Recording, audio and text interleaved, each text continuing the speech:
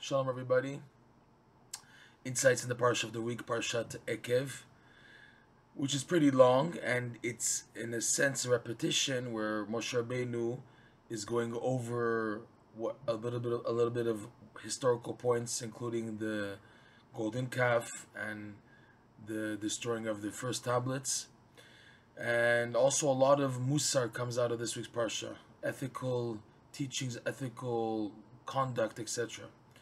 One interesting thing is when going over the historical point of the destruction of the first temples, the breaking of the first tablets, and then him being ordered by Hashem after beseeching Hashem not to destroy the Jewish people.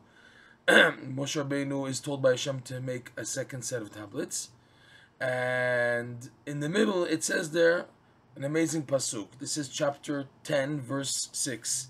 That right after verse 5, where it says Va'efen va'ared min ahar v'asim et haluchot ba'aron asher asiti v'ayu sham kasher tzivani Hashem. After having made the second tablets, after Hashem inscribed the 10 commandments in the second tablets, so Moshe says that I turned from the mountain, I descended the mountain, and I placed the tablets in the ark, asher asiti, that he made for the second set of tablets. Vayusham kasher tzivani Hashem, and they were in the ark like Hashem ordered. And then right after this, it goes into something totally separate. Uvnei Yisrael and the children of Israel, nasu mi be'erot bnei Akan Mosera. They traveled from this place called the wells of Bnei Akan to a place called Mosera. Sham met Aharon, and that's where Aharon passed away. Vayikaver Sham, and he was buried there. V'chein Elazar b'no tachtav, and his son Elazar became the high priest under him. So Rashi brings down all these very amazing questions. What's the connection between these two? And number two, we know that for a fact that Aaron passed away on Mount Hor, Hor, mountain called Hor, and not in this place called Mosera. What is it saying that he passed away there?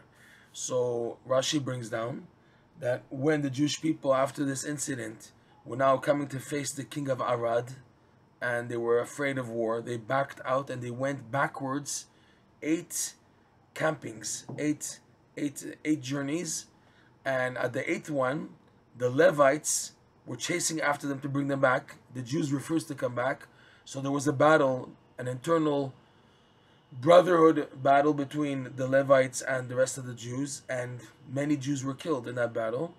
And the mourning was so bad, the Jews felt at that point the pain of the loss of Aharon. That's where they felt the pain, when so many Jews were lost and bloodshed, and that they were forced to come back, after wanting to chicken out. So all the mourning caused, it made them feel like Aharon passed away there. So it's very interesting because Aharon passed away elsewhere, but the Torah is making this point that they felt he passed away there. So also this thing, why is the Torah telling us 8 campings? This whole story here, it's very interesting. On a deeper level, we see Rabbi Nachman points out that Aharon represents the idea of bracha, blessings. Just like the Kohanim till today, the descendants of Aharon do the blessings, the priestly blessings, Birkat Kohanim. That means that the Kohanim represent the source of bracha. Rabbi Nachman teaches that the bracha is the key to come to tap into light. To have light in life, you need bracha. For bracha, you need simcha. Doing mitzvot besimcha activates the brachot due to the mitzvot in simcha.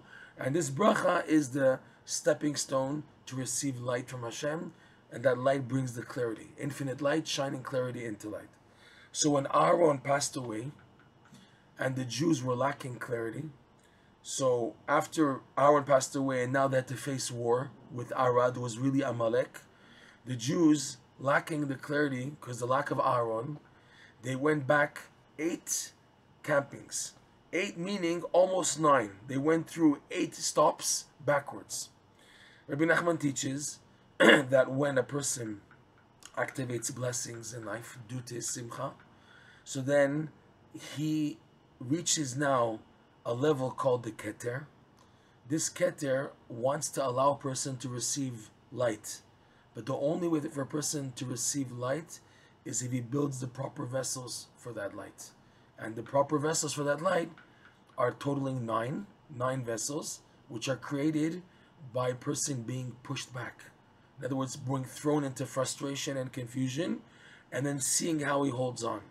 If he holds on to Emunah, even if falling backwards, he falls onto Emunah and Simcha, so he creates these nine chambers, these 9 vessels. If not, then he crashes, okay?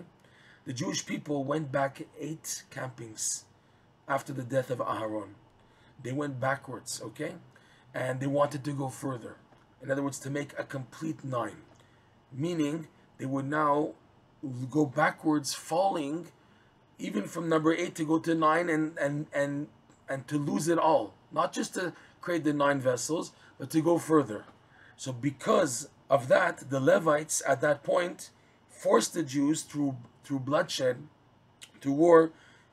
If you fall all the way, then there's no hope for you guys. You're going to be killed. And that's what actually happened. If you come back, there's still hope. You create 9 vessels. If now you stop at this point, 8, and don't make it 9. If you make it 9 and show you want to continue to fall back, then there's no hope for you to create vessels for you to go forward. But if now you stop now and come back, there's still hope. So the Jews wanted to keep on going. The Torah tells us 8 reaching, and 8 which is really 9 stoppings, and they wanted to go further, meaning to pass 9 vessels that they're not interested. They want to back up. So because of that, the Levites saw that there's no hope for them, and they had to fight them until there was actually bloodshed. However, if they would have held on and come back, there would have been no bloodshed at all. So now the Torah tells us that what could have been accomplished through just being mitchazik, the Jews would have just strengthened themselves and held on, even though Aharon passed on and the light of the blessings was seemingly hidden. If they would still hold on, building 9 vessels, then they would have the light of clarity to see that they can fight the king Arad, the king of Amalek, with Moshe Rabbeinu and the Jewish people. That would have been enough. But because now they didn't, when they crashed, it was a real crash because they were lacking simcha, and therefore they fell off totally past the 9. So the only way now to rectify it would be through mourning, which is why the Torah says, Shamet Aharon. At that point, after all the loss of the mourning of bloodshed, because they were going back from 8 campings, which means 9 stoppings, and they wanted to go further. So at that point, bloodshed was activated, and through mourning of the loss of Aharon activated in a more difficult manner what could have been activated without mourning and bloodshed. But they chose that way. So the Torah says it's as if Aharon passed away at that point, and not when he initially passed on. When he initially passed on in Horahar, if the Jews had held on, they would have been able to go and fight and deal with Arad and continue. But because they were lacking simcha and lacking emunah, so therefore they backed off these 8 campings, and the same tikkun became activated by the bloodshed, which is unfortunate. Rabbi Nachman gives this rule in life, and Rav Nosson talks about it. There are high times in history when Mashiach was supposed to come, when a breakthrough was supposed to happen. If the Jews would merit, it would have been done in a positive way. But because it didn't happen, Rav Nosson writes this in a few places, so the only way for this light to come down is through bloodshed, through the Kiddush Hashem, sanctifying of Hashem's name in a more difficult way of pogroms and Jews dying. So this is a lesson that comes out in the Parsha. They only experience Aharon's passing after having lost so many Jews, and the loss of Aharon is not really a loss. When the tzaddik passes on, he goes on to a higher level, being able to activate more prayers and more davening and more merit to help the Jewish people. But when you look at it as a loss, and then you take it negatively, and because you take it negatively, you do the wrong thing, so then the aftermath punishment is more severe, but through the suffering endured because of that, that also activates the rectification. So what it says in the Parsha, that's where Aharon passed away, that it was their choice, instead of having it happen in a positive matter, and thus the passing would have been just at Mount Horahar. But here, because they were lacking their simcha and their emunah, shown by them panicking, going backwards, they lost all chambers, all vessels, by going past 9 stoppings, eight journeys, which were actually 9, and by doing so, they had to now have the rectification done through bloodshed, and then they actually felt the pain of the loss of Aharon and this unfortunate matter. We should be zoche to be strong, and no matter how strong the setbacks are, not to be afraid.